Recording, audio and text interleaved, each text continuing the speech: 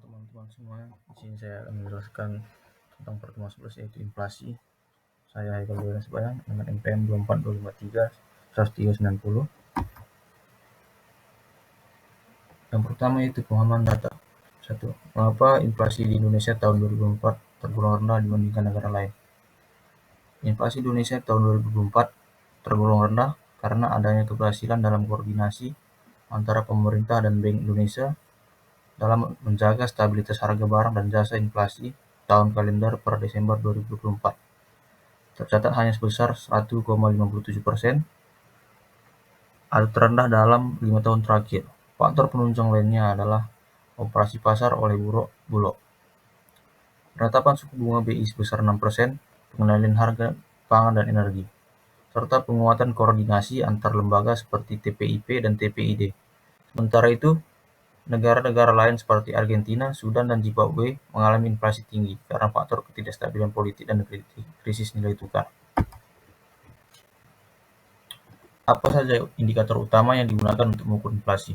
Yang pertama yaitu indikator utama untuk mengukur inflasi adalah indeks harga konsumen atau IHK yang mencerminkan rata-rata perubahan harga barang dan jasa yang dikonsumsi rumah tangga dari waktu ke waktu. Selain itu, terdapat pula indeks harga produsen atau HIP yang mengukur inflasi dari sisi produsen. Di Indonesia, perhitungan inflasi berdasarkan IHK dilakukan oleh BPS dan menjadi acuan utama dalam kebijakan moneter oleh Bank Indonesia. Bagian B, analisis penyebab dan dampak inflasi. 3. Jelaskan penyebab utama inflasi dari sisi permintaan dan penawaran. Dari sisi permintaan atau demand pull, inflasi terjadi ketika permintaan barang dan jasa meningkat melebihi kapasitas produksi nasional, seperti saat menjelang hari besar keagamaan, seperti tahun baru, lebaran, dan sebagainya. Dari sisi penawar atau cost push, inflasi muncul akibat naiknya biaya produksi seperti harga bahan bakar, upah tenaga kerja, atau harga bahan baku impor. Selain itu, imported inflation terjadi jika nilai tukar melemah, sehingga barang impor naik dan memicu inflasi dalam negeri. Yang keempat, apa dampak inflasi tinggi terhadap perekonomian dan daya beli masyarakat? Inflasi yang tinggi menyebabkan harga barang dan jasa meningkat secara umum, sehingga daya beli masyarakat menurun.